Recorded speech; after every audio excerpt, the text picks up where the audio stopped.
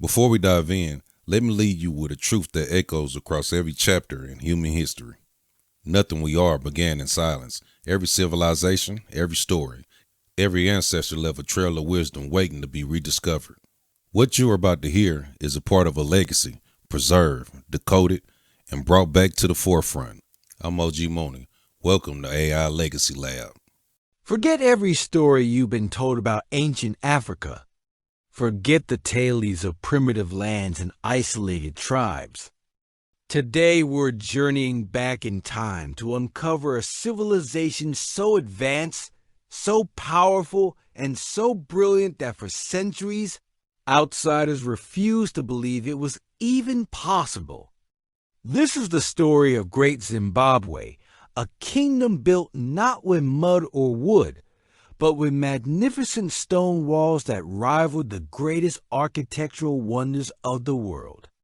Long before colonial borders carved up the continent, a mighty civilization rose in the heart of southern Africa. Its name, Great Zimbabwe, means great houses of stone. And the name is an understatement.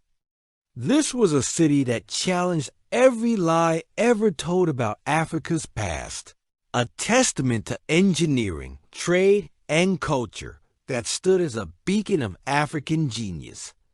The story begins around the 11th century with the Shona people. These were not simple nomads. They were master farmers who understood the seasons, skilled cattle herders who measured wealth in livestock, and expert miners who pulled gold from the earth. They were traders who saw the world not as a barrier, but as a network. The land they chose was perfect fertile soil for crops, hills rich with gold, and a strategic position that connected the African interior to the bustling trade routes of the Indian Ocean. From this foundation of skill and resources, a kingdom began to rise, first quietly, then with a power that would echo through history. The most breathtaking symbol of Great Zimbabwe's power is its incredible stone architecture. Imagine massive, curving walls, some over 30 feet high and hundreds of feet long, all built without a single drop of mortar or cement. The builders, with astonishing precision, shaped and fitted each granite block perfectly. Think about the skill involved. Each stone had to be carved, angled, and placed with mathematical accuracy to create these seamless, towering structures. The most iconic of these is the Great Enclosure. It remains the largest ancient stone structure in all of sub-Saharan Africa. But these walls weren't built for war. There are no arrow slits, no battlements. Instead, they were symbols of prestige, power, and royal authority. They separated the ruling class from the common people and served as a monumental display of the king's wealth and influence. Walking through these silent, stone corridors, you can feel the ambition and artistry of a people who understood engineering on a level that few societies in the world could match. So, how did they become so powerful? The answer is trade. Great Zimbabwe was the Silicon Valley of its time, a bustling hub at the center of a vast economic network. Gold, ivory, and copper flowed from the deep interior to coastal cities like Kilwa and Mombasa. From there, these precious goods sailed across the ocean to Arabia, Persia, India, and even as far as China. This wasn't a one-way street.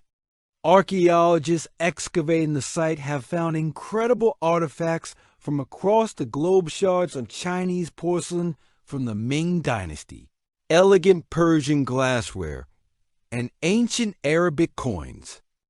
This is concrete proof that Great Zimbabwe was not an isolated kingdom. It was a major player in global commerce, its people sophisticated traders connected to the wider world.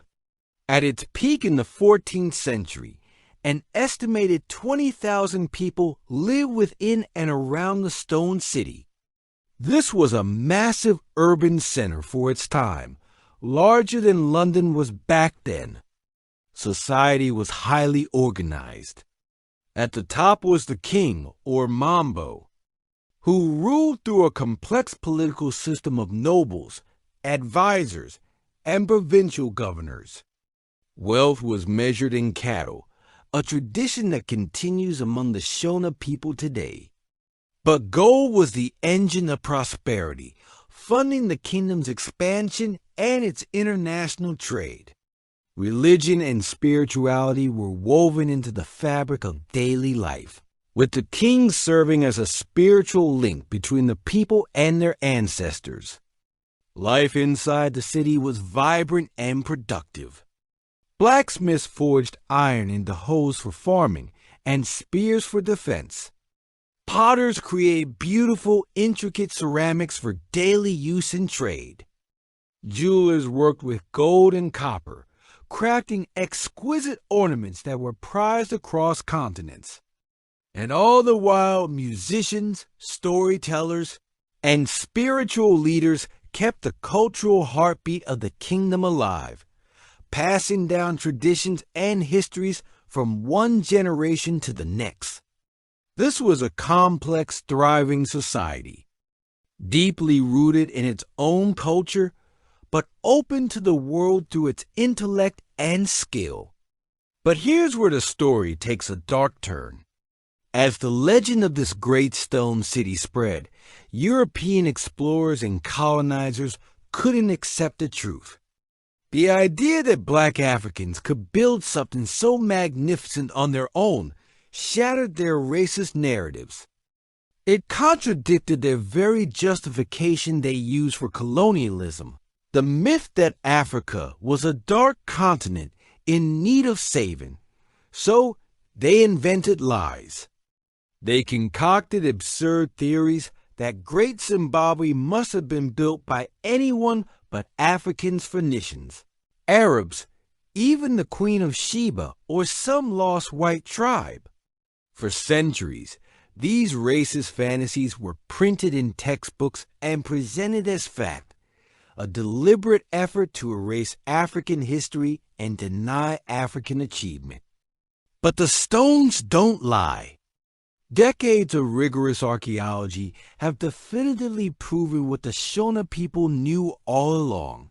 Great Zimbabwe was built by their ancestors. The architecture, the pottery, the artifacts, every piece of evidence points to a purely indigenous African origin. The lies were a tool of colonial oppression, designed to rob a people of their past. So what happened to this great kingdom? By the 5th-10th century, Great Zimbabwe began a gradual decline. The reasons are complex and still debated by historians. It was likely a combination of factors: environmental strain from supporting such a large population, the exhaustion of local gold mines, and a shift in regional trade routes that favored new powers. The political center of gravity moved, and the city was slowly abandoned. But its legacy was far from over. The culture, skills, and political structures of Great Zimbabwe were carried forward by its descendants, who founded new powerful states like the Mutapa Empire. The great stone walls remain, silent witnesses to a golden age. Today, Great Zimbabwe is a UNESCO World Heritage Site, and its iconic soapstone bird is the national symbol of the modern nation of Zimbabwe. It stands as a powerful testament to African innovation, resilience, and brilliance. It reminds us that Africa was never waiting for civilization to be brought to it. Africa was, and is, a cradle of civilization. It built stone cities, managed complex global trade, and developed sophisticated political systems long before outsiders arrived. When you look at the majestic ruins of Great Zimbabwe, you are not looking at a mystery solved. You are looking at proof. Proof that African genius is ancient, undeniable, and unstoppable. It is a symbol of a history that was buried, but never broken. Thank you so much for joining us on this journey. If you found this story as inspiring as we do, please hit that like button, subscribe for more hidden histories, and share this video to help set the record straight. See you next time. Another chapter reclaimed, another piece of history placed back where it belongs. If you have found any meaning in this, let it sit with you. Let it sharpen your vision, not just for the past, but for who we are becoming. I'm OG Mooney, and this is AI Legacy Lab. Honoring truth, protecting legacy, one story at a time. Until next time, stay curious.